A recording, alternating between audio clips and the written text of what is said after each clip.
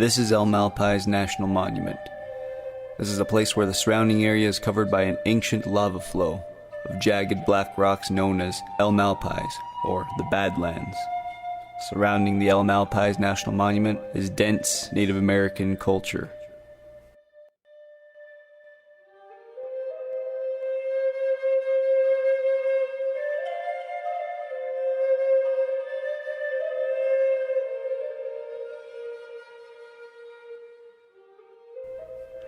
Below this ancient pueblo we call Lil Machu Picchu, we found signs of clay mining along this bank. Notice the large amounts of gray clay that was removed from this one hillside. This was one of the sources these people gathered clay from to make pottery in Lil Machu Picchu. We took a few samples of this orange clay and gray clay to test out for building and test out for slipping.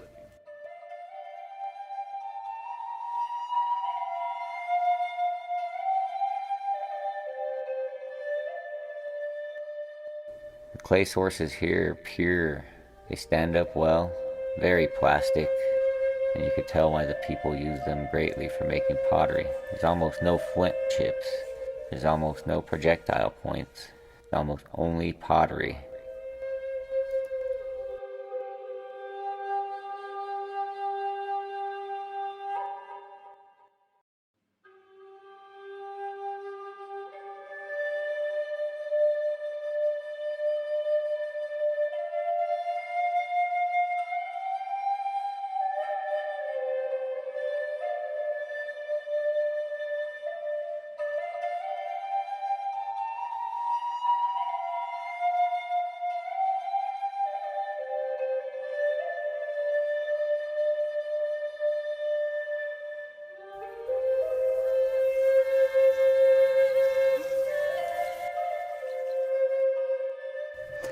Most decorated pottery was traded from distant tribes, bringing St. John's and Pinedale pottery from the west, and some came from nearby villages such as Acoma Pueblo, Zuni Pueblo, and from Atsena Pueblo, located at El Morro National Monument. Lil Machu Picchu sits directly between two Chaco roads, which both lead roughly 90 miles north to Pueblo Alto at Chaco Canyon.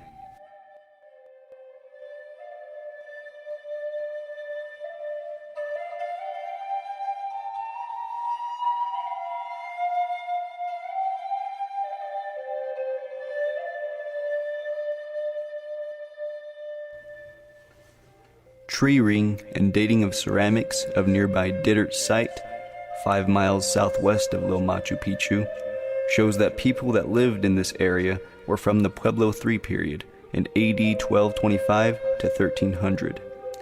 This is a time after the collapse of the Chaco culture, making Lil Machu Picchu and Dittert post-Chaco sites.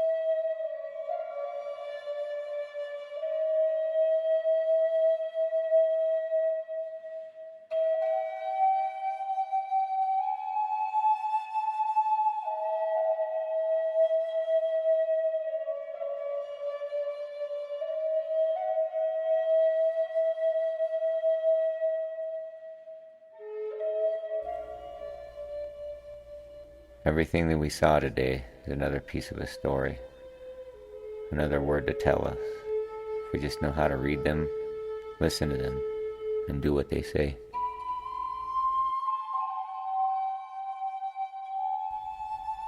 This ruin has the most pottery shards per capita than I have ever seen. You cannot walk more than 5 feet without stepping on a shard.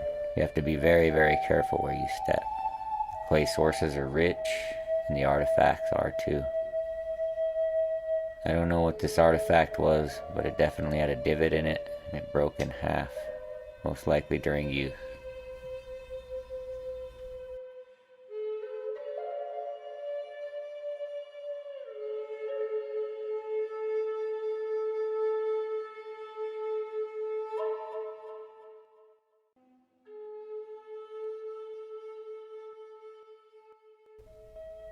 Most of these pits were left behind by looters that had dug out the pits and took the artifacts long ago.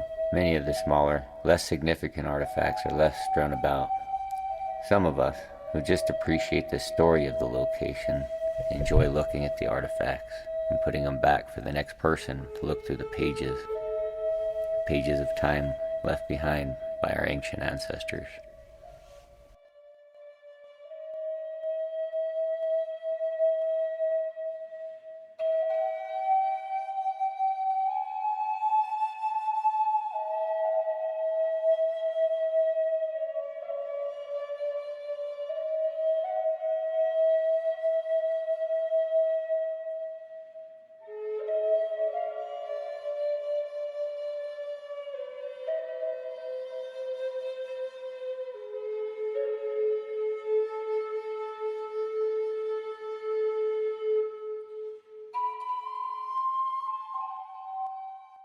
Hiding out in this desolate wilderness ensured the safety of their family and ensured the safety of their future.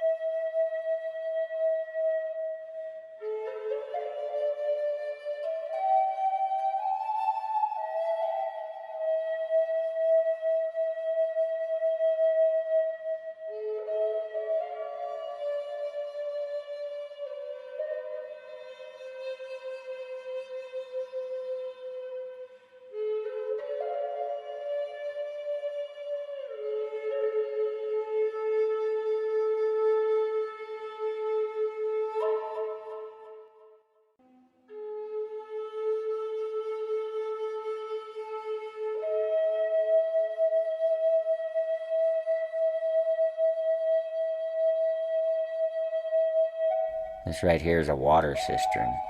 This is where they had the water all diverted to.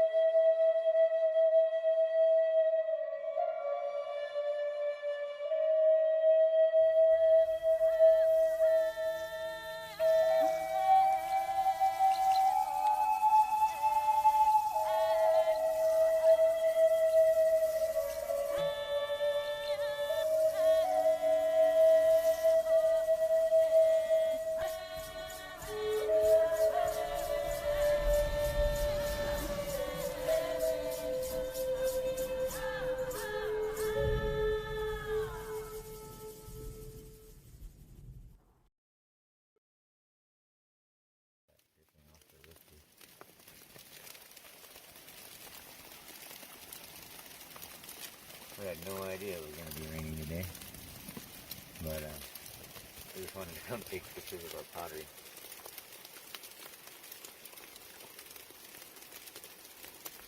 Amazing what kind of blessings happen. Hailstones in the middle of the summer. Wonderful.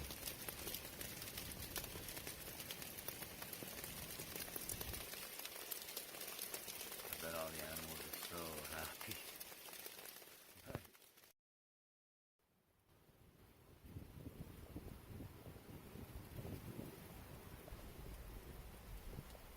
We tuck into a small cavette, barely big enough for both of us to fit under. It protects us from the large hailstones that bombard us.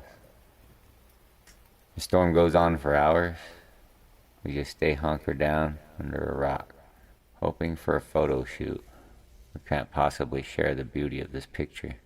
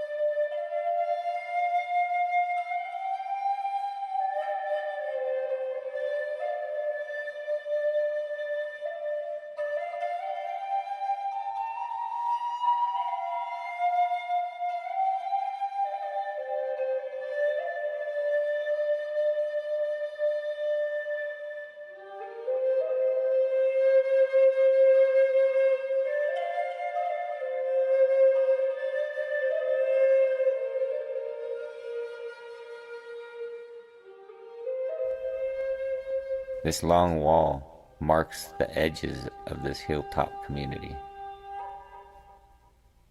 Here's another cistern. This is where the water collects as well. They have all of the water diverted to this pool and another pool further up.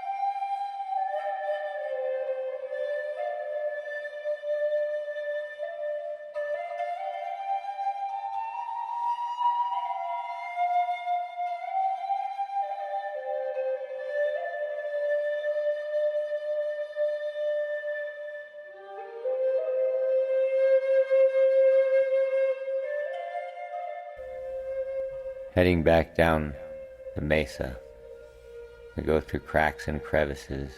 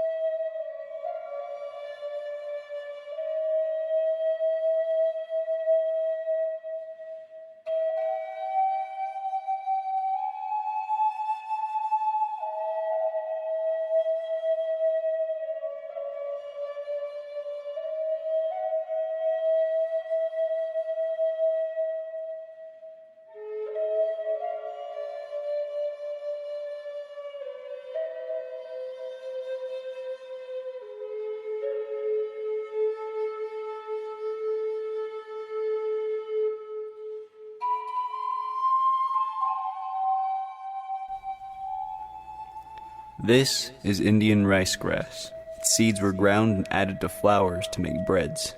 It is one of the many plants and herbs used by the ancients. Other examples are wild parsley, Rocky Mountain bee plant, and several different species of yucca.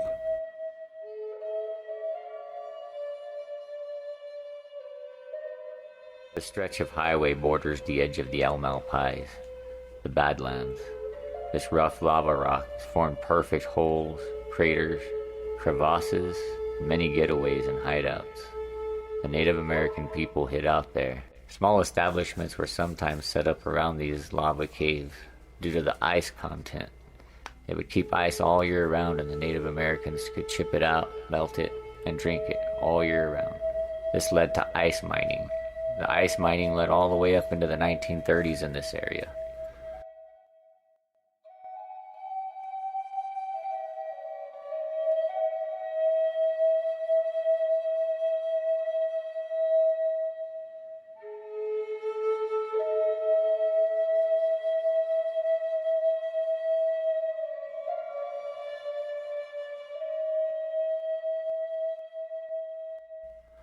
An undisclosed location.